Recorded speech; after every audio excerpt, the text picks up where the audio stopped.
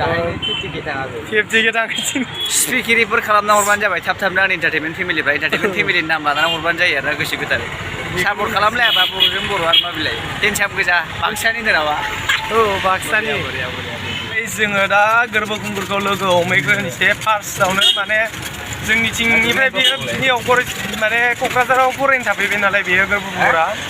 जोंना ब्र'आ इउटुबारा थ' बेखौ लोगो हमहैनोसै बिनि उनाव जोङो इन्टारटेनमेन्टआबो फैबाय थादों बेखौबो लोगो हमनोसै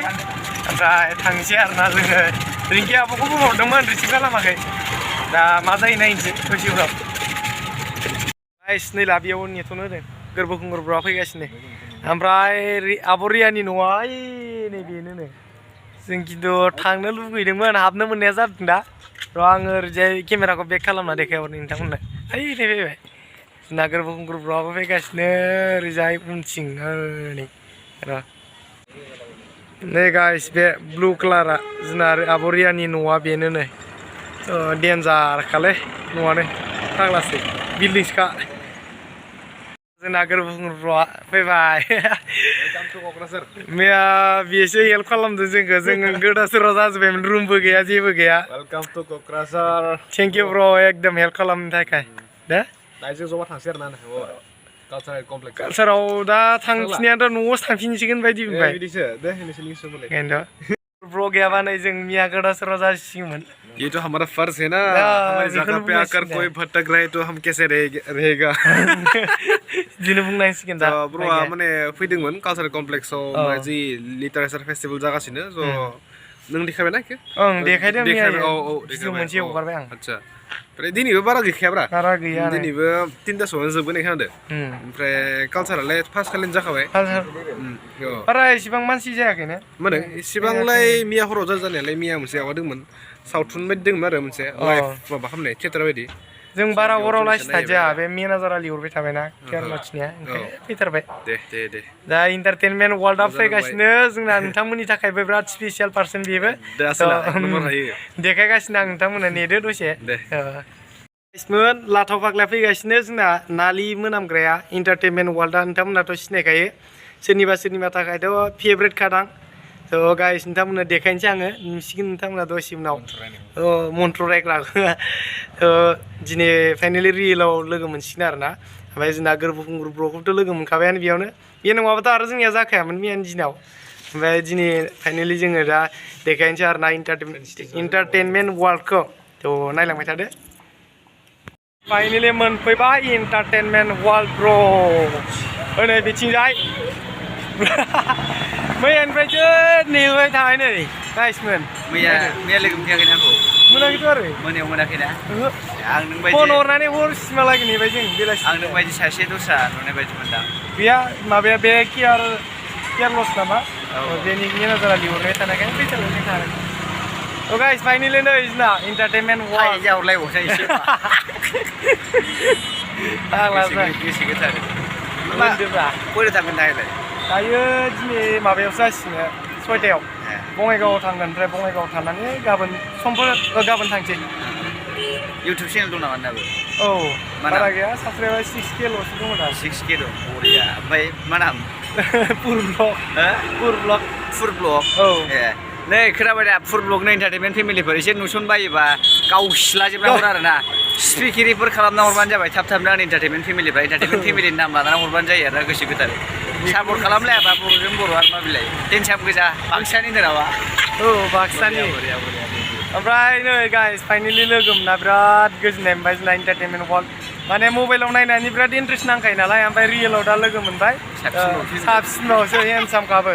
KTMसो लानाय फैबावदों फाग्लासो डेन्जारखालै बेखायनो होबावनांगौ नामा एसे नै ओरैजाय KTMसो लानाय फैखादों फाग्लासो दे बुंदोब्रा माबाफोर होनबावनोब्रा आंलाय नोंनिखौसो खोनासङोलै मानसिफोरा लोगो मोननानैथ' नों गोजोननाय मोनखाबाय आरो बेनो आंनि देरसिन धोरोमबो जाहैबाय आरो मन्थ्रखौ बाब मन्थ्रआ जानला होआ आङो सानाव मन्थ्रखौ मबाइलावसो होयो आं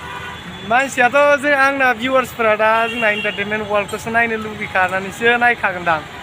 आंखौ नायाबाबो बेखौसो नायगासिनो दा दिनै बहायफ्रा लाजाखाया नालि फाग्लासो र' आं केमेराखौ बेक खालामना देखायनि मोजाङैनो एसे एनसामनो इनसामनो अखौ सोबा मबाइला सोबाव मबाइलानो खाव जालाबायबाय थायो आंहा गुवाहाटिफ्राव थांनानै एसे सेफटि थाब्रा नै गाइसमोन नायदो मबाइल खावग्रायालाय जोबखायाना जोबखाया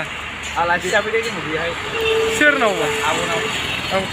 मैया ओमफ्राय नों सोरनाव दङ होननायमोन आङो बेयावनो दंमोन आब'मोनाव दंमोन आङो औ ओंखायनोथ' नेबा मोनासै ओमफ्राय थांखादो जोङो ओमफ्राय नोंसोर हनै टाइमानो हास्लाबासै बे गोरबो खुंगुरा लिंहरनायखाय गोरबो खुंगुरसो थांबाय दानबो माहाय दं नोंसोरलाय बे रुपाथि नोगोराव मारै होनोमोन ना पुर ब्लक औ POR गोरिबलै लिंहरना दोनानो औ खनसे नोंनो जोंनिथिंनिनो फैलाव होननाय बे हरदोंमोन दां नोङो माबायावबो स्टेटासावबो होदोंमोन वाट्सएप स्टेटासाव होयो आं बयनिखौबो होजोबखायो आं टाइम मोनबानो होजोबखायो ओंखायनोथ' दे बुंनानै होदोलै फैनानै जासावला जोंना फैया मोजां हरथानो मोनसे मोजां मोनामा ओंख्रिया मिथिया जिला फाग्ला जाय हाइस स्पिडाव ग्र' जागासिनो जोंना ब्र'नि चेनेला 50K थाङाखै 50K थांगासिनो सापर्ट खालामगासिनो इन्टारटेनमेन्ट फेमिलिफ्राव बिरादनो गासिबो आरोना लोमजानायफ्रानो हामलायलायबालाय बे फाग्ला लोमजानाया हामोथ' पेरालाइसिस जानायफ्रानो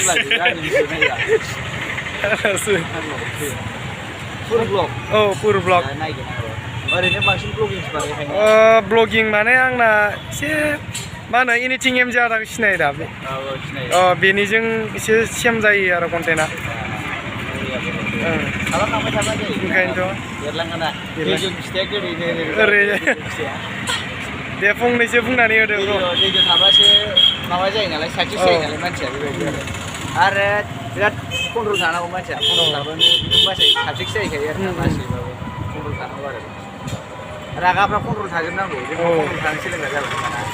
जालायबाय आंनाव फन फैनाय रेस्टाया 100 जन हरखांखाबाय दहायनिफ्रायनो 100 जन हरखांखाबायना हेलौ दा गाइस नै जोंना ब्र'ना सम गैयानो सम मोनखाया नोंथांमोना मिथिखायो बिराद मानसिनि मेसेज फैलाबाय थायो नै आजां गाजांलै मा होनबावनो सानफ्रामबो सेलायबायनाय थिखा फिसाखौनो बेसे जालु बेसे लोंलु दा एक्सुवेलि ब्र'आ बाक्सानिफ्राय एसे गोजाननिफ्राय लोगो हमलायनानै फैदों खोथा बेनो आंनि देरसिन गोजोननाय आरोना जेन'बा लोगो मोननानै गोजोननाय मोनबाय आंबो दा ब्र'आबो गोजोननाय मोनबाय बिराद गोजोननाय मोनखादों रियेलावबा माने भिडिअ नुनानै एसे इन्टारेस्ट नांखायो ना नायनानै जे खिन्थु बांसिन सोर नायो मिथिगौ आं फिसानि आं रावखौ थगायनो थाङाखै जोंहानि आइया बांसिन नायो भिडिअ माने मिनिबाय थाखायो आरोना नायनानै फाग्लासो नायनि भिडिअ हगारलायबाय नामा जागोन बे आंनाव एसे आवाजखौ खोनाबाथाय माथोखौ दिनै रियेलाव लोगो मोनबाय नालाय आं भिडिअखौ थांना देखायो न'आवबो होमबालाय लालायसै दा आखाइफ्रा बल' हाथिफ्रा बायदि गोराजों गाइसमोन निला ब्र'आ माबायाव थाङोनो 19 तारिखाव नामा बाक्सायाव थाङो बाक्सायाव 19आव लोगो मोनगोन गासिबो सोरबाखौ लोगो मोनबा लोगो मोनगोन बिराद लोगो मोनगोन आं स्टेटासनि गेजेरजों एसे फोरमायना गासिबो लोगो हमनोबा फैबानो जाबाय जायखिजाया एसे इन्टारटेनमेन्ट फेमिलिफ्राबो नुबा सापर्ट खालामलायबानो जाबाय आरो ना मा होनोमोन नामा पुर ब्लग सार्च खालामनानै साबसक्राइब खालामना हरबानो जाबाय आरो ना चेनेलखौ दा बेनोसै आरो ना आंनि लोगोफोरानो गोसो गोदानै बावहरनाय थाबाय गोसो गोदानै गारिनि आवाजजों खोनाजायो Hey guys, दिनैनि भिडिअ'आ नै इन्टारटेनमेन्ट वर्ल्डजों बेयावनोसै बाय बाय गाइसमोन जोंथ' दा इन्टारटेनमेन्ट वर्ल्ड ब्र'खौ लोगो मोनबायानो नेबाय थाखायो फाग्लासो मैयानिफ्राय जि नेबाय जोङो मोनखायाखैमोन आरोना ओमफ्राय समबो मोना नालाय बेना बिराद मानसिफ्रा बारा जाद्रायबाय बेना माने भिउवार्सफ्रानो एसे बुरजासिनखा थ' बेनिखायनो सम मोना जोंबो जेबो मोनाखै नेबाबो थ' गाइस नोंथांमोननो देखायनो थाखायनो आङो नेगासिनो आरोना रियेलाव रियेल मानेथ' दाबो भिडिअजोंसो नुगोन नोंथांमोना मारै मोनखोथाय भिडिअखौ मोजां मोनोबा प्लिज लाइकखौ होना गालांदो ओमफ्राय भिडिअखौ शेयार खालाम आरो एसे साबसक्राइबारफ्रा एसे बारा जानायनि थ'